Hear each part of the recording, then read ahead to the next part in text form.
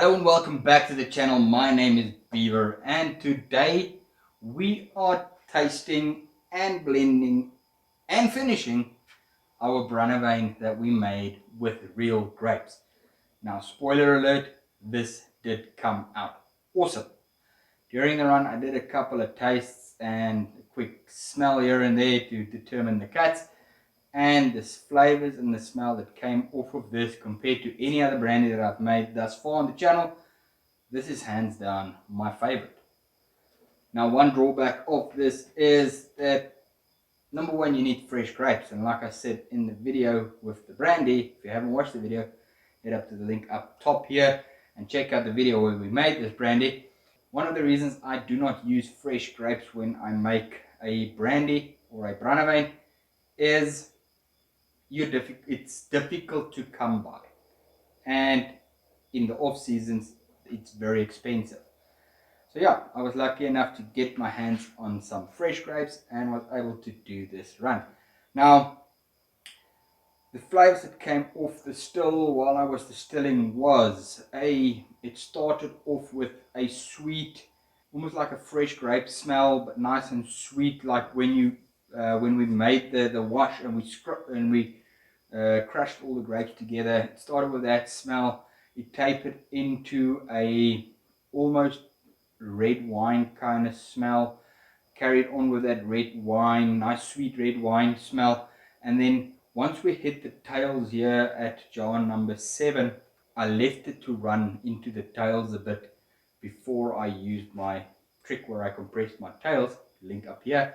There was some very good, clean, but yet funky sweet grape flavors, like almost like the raisin brandy we did, where we used raisins instead of the fresh grapes. It had that nice over sweet, overripe, dried grape raisiny smell to the tails, so love that smell. And then we cranked the thing up again and we compressed the tails, ending up with jar number 6 here at 80%. And as you can see, it is absolutely crystal clear with no sediment at the bottom whatsoever. So yeah, didn't smell or taste the last jar, so I do not know what flavors are in there and whether we're going to use them or not.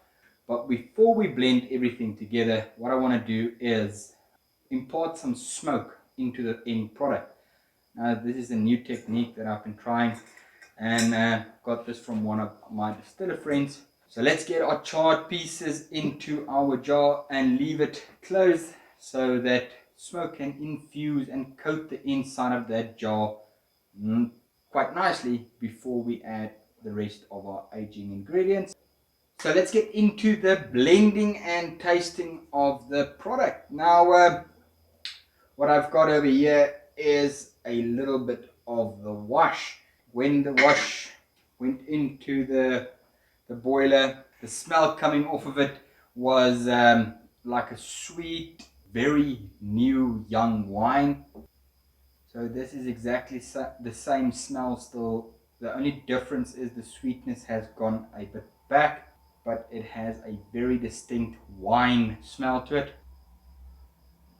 So very dry on the taste. There's almost no sweetness left over in the wash. A nice wine taste. Let's see what the run gave us. Now, we started once again by compressing our 4 shots on our heads. We took that off at 90%.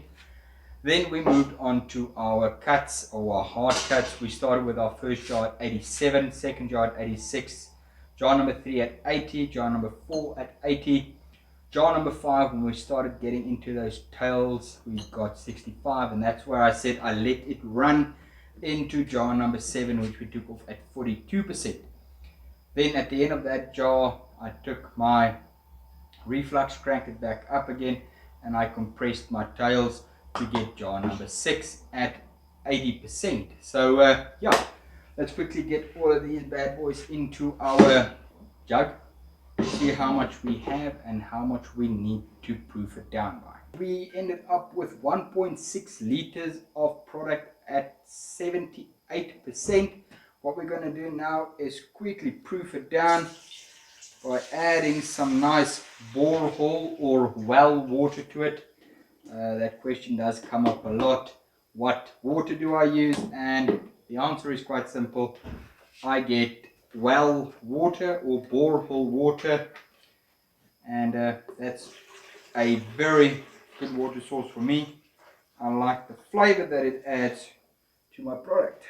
That brings our total product to 2.2 liters at 55%. Now with it proofed down and mixed all together and nicely aerated, what I'm going to do quickly is just do a quick taste test of the final product.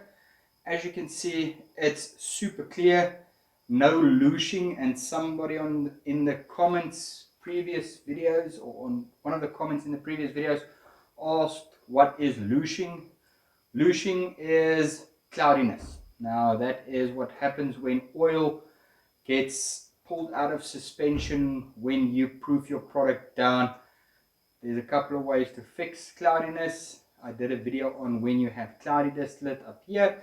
But if you want me to do a more detailed video on how to fix a cloudy distillate, then please pop it down in the comments and I will gladly do a video on how to fix cloudy distillate. So yeah, let's quickly do a smell and taste of the final product. So on the nose, it's very sweet. It has a touch of that overripe raisin fruit, dried fruit sweetness to it. Here we go. Tastes exactly like you would expect it to taste.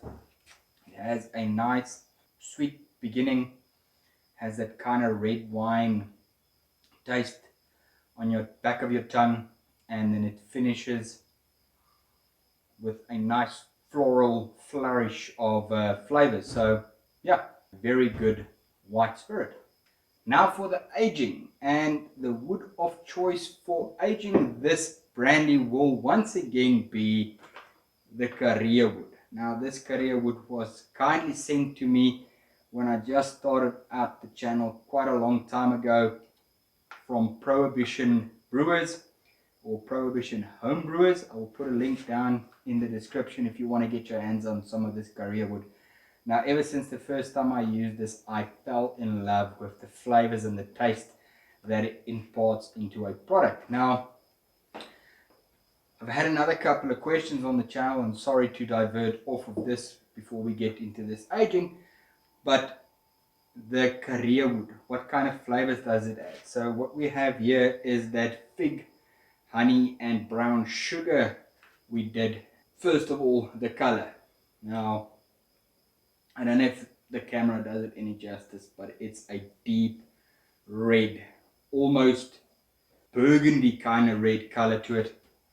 So I'm going to pour it into the glass and you will see it's just a beautiful thick red color. Now as for the tastes and the smells and the flavors that this would add, it adds to my taste just enough of that wood astringency, the bitterness from the wood, but it just takes the sweetness and the fruity flavors and it turns it up to 11.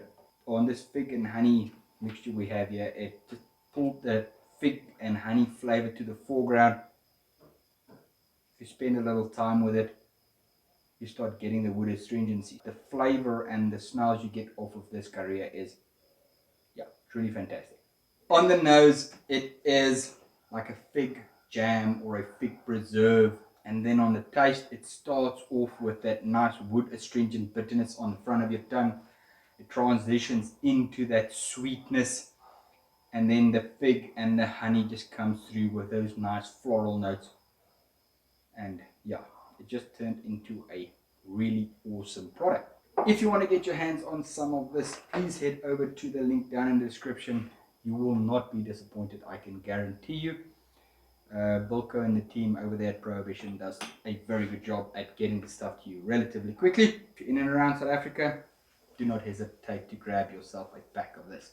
I prefer the medium toast and the dark toast one. I do have some of the untoasted ones, but those ones I use for my char chips, as you saw me doing in the beginning, using it to char and also impart some smoke.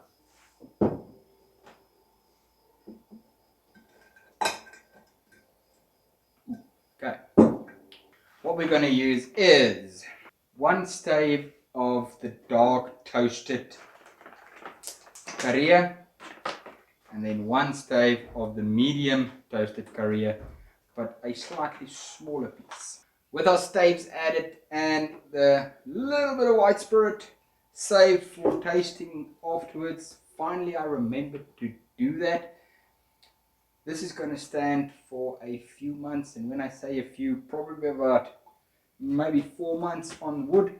Then what I'm going to do is either taste it and transfer it over into another bottle and adjust the wood ratio, or I will add a different stave of wood to this if I want to bring out different kind of flavors. So yeah, don't be scared to play around with your wood. Leave it on play around with your wood.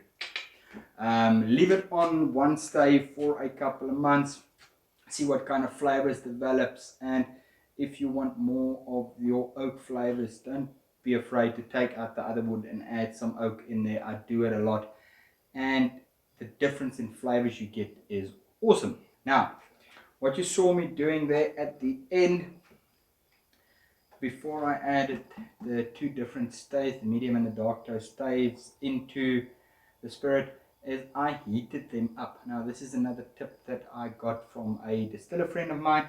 He says to heat up your wood staves, not char them, just heat them up with a torch before you add them into your product. That will seal off some of the ends of the wood and prevent too much astringency to pull into your product. So yeah, giving it a go on this to see if it works. Now if you stuck around this far and you like this kind of content, remember, hit the subscribe button down in the corner here, this little red button. Click there and then click on the little bell icon. If you stuck around this far, thank you very much for watching and have a lucky day.